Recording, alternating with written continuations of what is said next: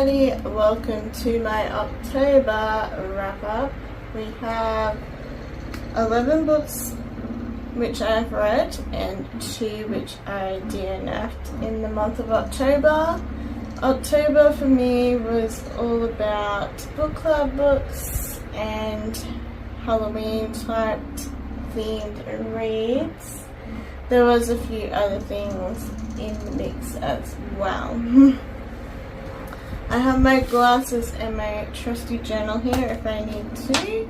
I'll put the ratings up on screen, and yeah, let's just make a start because there's quite a lot to get through.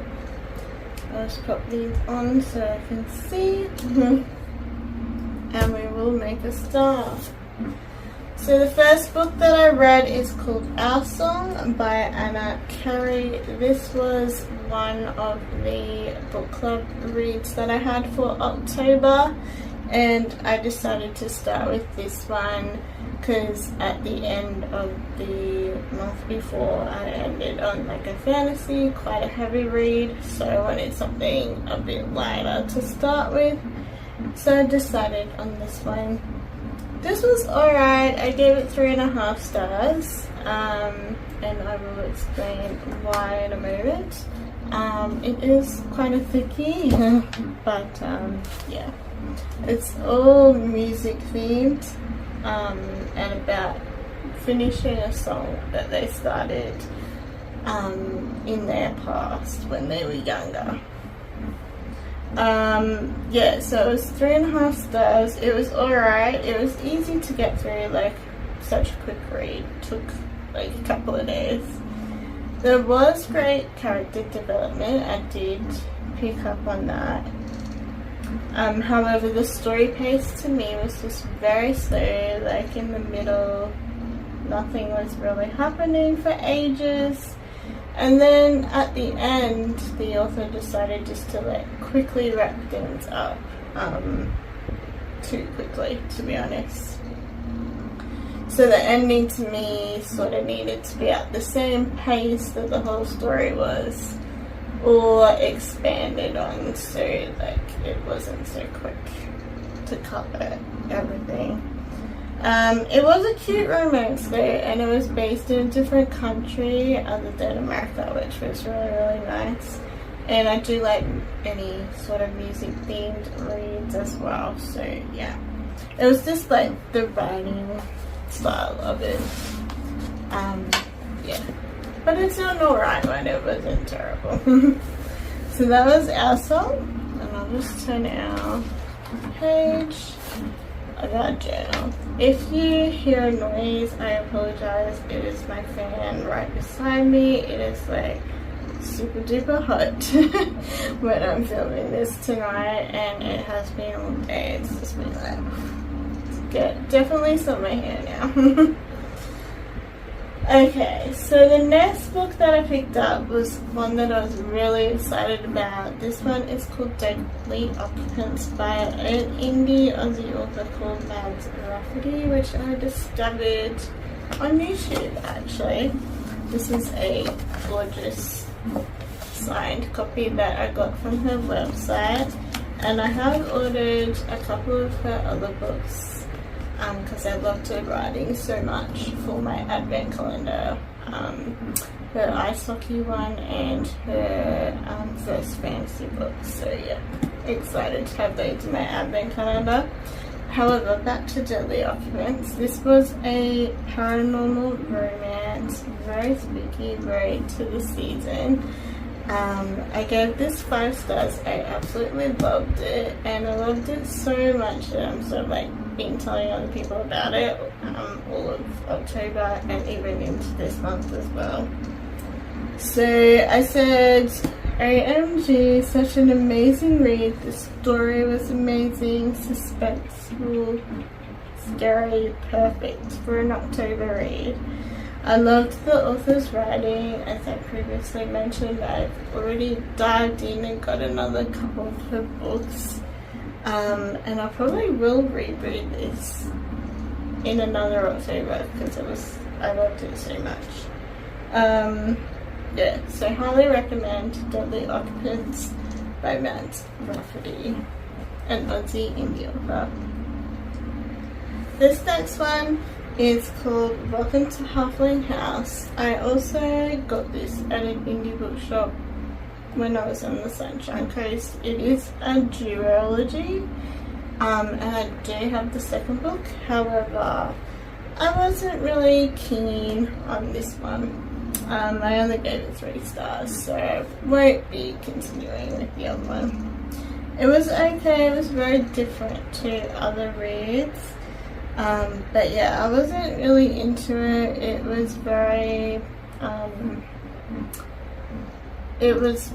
like kid oriented, very there was a lot of like foster care stuff going on, and yeah, it just didn't vibe for me, that kind of environment and situation going on with sort of a fantasy read. It would be perfect though for like mums or who like fantasy. I could see mums liking this, but for me personally, I just thought it was average at 3. So yeah, I won't be continuing with that, but I did give it a go. The next one that I read was from the same indie bookshop on the Sunny Coast. This one's called Pumpkin Spice and Poltergeist. It's a really gorgeous orange, as you can see, definitely a Halloween read. It was very quick and easy to read, and it was pretty good. I gave it 3.5 stars. I just thought it was, at times, it was just a bit not for me, because it was about a same-sex person relationship, and I'm not really into that sort of thing, and I didn't realise that until I picked it up, but that's alright. I did read it, and it was alright. It was very Halloween based in the town. It did give like Gilmore Girls kind of vibes with that. It does have gorgeous orange pages. However, this edition, I'll just go with the mark out. It totally fell apart on me. I only held it for like a day or 2, and it's like coming unbound like crazy. It's just like glued in there. So I'm definitely not happy with that, because I can't even pass that on to somebody else to read. I'm gonna have to just like throw it in the bin if I don't want it, and that's just sad for a book. So yeah, if you're gonna get this book, get it in a different version, not something that's been stitched and like this edition, because it's just totally apart. Yeah, so I was disappointed in that, because I paid a fortune for it. Being special edition and everything, and yeah, it's just not good. But the read itself, yeah, it was average read. I gave it 3.5 stars. It was very Halloween vibed. As I said, it was just the relationship stuff. I just don't vibe with that kind of relationship. That's just who I am as a person, and I didn't realise, as I said, when I purchased it. So yeah. Moving on to our next one, we have Wild Reverence by Rebecca Ross. This was our second book club read for October, so I did both the romance and this one, which was the fantasy. Sorry, my nose is... I think we're all good now. Yeah, so I actually have this one already on my shelf. It was nice to read a book set in the Divine Rivals duology again, like that kind of vibe and that kind of theme. Setting, I should say. I did enjoy it. I gave it 4.5 stars, so I did enjoy it. The author, Rebecca Ross, she writes so beautifully. Like, she just puts you into this other world so well and keeps you in that world. She takes you on sort of like a wonderland journey throughout her writing, and I just love it so much. I have actually as well got a couple of books by Rebecca Ross on her backlist for my advent calendar as well, because her writing, I just like it so much, and this book reminded me how much I liked it. I did enjoy the characters of this story and storyline, and I do recommend it. I did enjoy it. Okay, turning the journal page. 2 spooky reads after that one. We have some cute ghosts on this one. How cute and adorable is that? I read Ghosted by Amy Hutton. This was a great spooky season read. I'm so glad I picked this one up. It's a fun romance with spooky vibes, paranormal romance again. I have learned that some paranormal romances are like you know, a good solid, pretty good read at 3.5 stars, but some are really good, like this one at like 4.5, 5 as well. Yeah, I really enjoyed this one. Yeah, great one. I do recommend this one. Yeah, it's just written really well. Ghosted. Okay, the next one is Pumpkin Spice Cafe. I wasn't sure about this one when I dove into it, but I actually loved it. First, when I did my reviews, I put it as 4.5 stars. However, after a few days, or a couple of days, I was just like, I really loved this, and I can't stop thinking about it, so I'm going to pop it up to 5 stars. So I put it up to 5-star rating. That's how much I enjoyed it. I was surprised I did enjoy it. I was prepared for, you know, a heap of spice, and just from what I've heard, but I just loved the story. Loved everything about it, like the small town vibe. Definitely gave Gilmore Girls, as everyone says. I just loved the Halloween themes. Yeah, I liked the relationship, the characters, the romance, small town stuff. Yeah. So there was a few places in the writing that threw me a little bit because of the perspective that it's written from, because I wasn't really used to that perspective. But once I got used to it, it was all good. And I will definitely be continuing the series. I have the second one on my TBR for November, so really looking forward to that one. And then in December, hopefully I'll get to read the Christmas one, which will be fun. Yeah, so surprisingly, I loved that. Very surprised I did.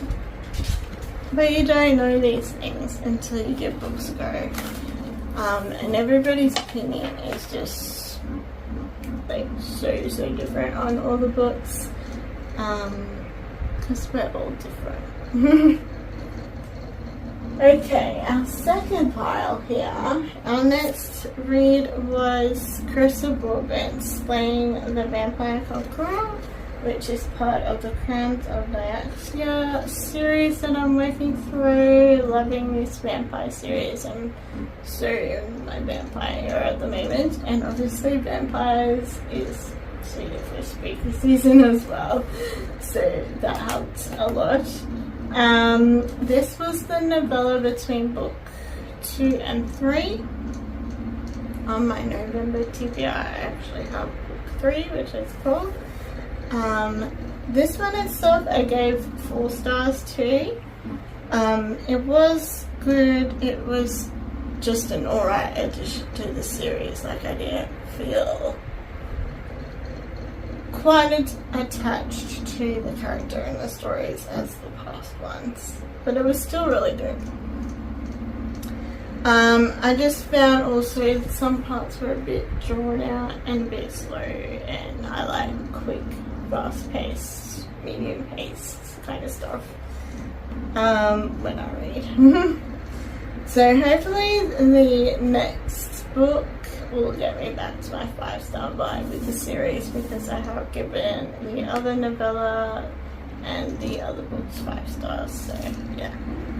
That's alright, 4 stars is still good. And I do recommend the series, it is really, really good. My next read was Soul Searching by Lila Stage, so another paranormal romance. Seems to be a theme this Halloween. This one was alright. I was expecting a bit more from it. I only gave it 3.5 stars. Yeah, I just was expecting a bit more from it than what was going on.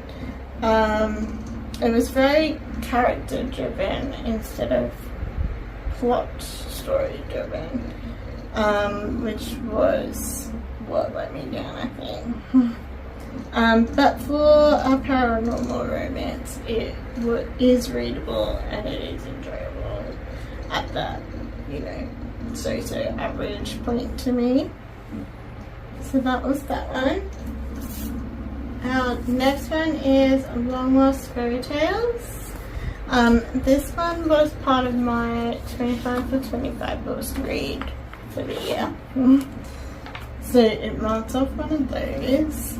This is like a collection of forgotten tales, of 20 tales, and it has gorgeous pictures throughout it, which was really gorgeous to look at. Try and find another one. So yeah, each tale had like a picture of it, which was really lovely.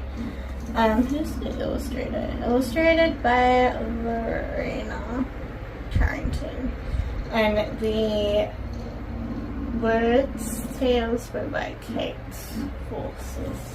I think that's how you pronounce it. I've had this one on my TBR for a long time. That's why I put it on my 25 books to read in 2025. It's always been one that I've been curious about because I picked it up in the shops ages ago and I just loved the artwork and yeah, I thought it was very interesting, so I'm happy I read it. I gave it 3.5 stars overall. Gorgeous illustrations, as I've said. The tales were very interesting and very quick to get through. However, I didn't sort of like feel anything for any of them, apart from them being of interest to read and just find out more about. What engaged me more than the actual tales was the gorgeous illustrations. So yeah, it was average, and I'm glad I did it, of course, for my list. The next book that I read was by Holly Jackson, Not Quite Dead Yet. I read this closer to Halloween night because it's set on the night of Halloween, so it works perfect. I have read A Good Girl's Guide to Murder, just the first book, and I really liked that one. So yeah, I was keen to read this one. I really actually enjoyed this. This was 4.5 stars for me. I liked the different concept of the murder storyline. It was just very different to other books of that genre. And discovering who her own murderer is just very different. A very different viewpoint from other murder mysteries. It was entertaining, lots of twists were happening, which was exciting, and held the story together very well, and well, it was just a really good read. I do recommend this one, it's really good. 4.5 stars. We then don't need our journal for the next couple. Sadly, these last two were a D in it. I'm just gonna grab some water before I talk about them. So all those past ones were rated ones. These two I gave a go at, but yeah, weren't quite successful.